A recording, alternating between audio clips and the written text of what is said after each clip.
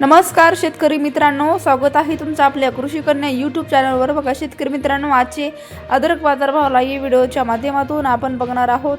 तत्पूर्वी आपण चॅनलवर नवीन असाल तर चॅनल सबस्क्राइब करा, व्हिडिओ लाईक करा आणि शेअर करा, त्यामुळे तुम्हाला नवीन व्हिडिओचे अपडेट लगेच बघायला मिळतील। चला तर व्हिडिओला सुरुवात करूया। बघा शेतकरी मित्रांनो, कृषी उत्पन्न बाजार समिती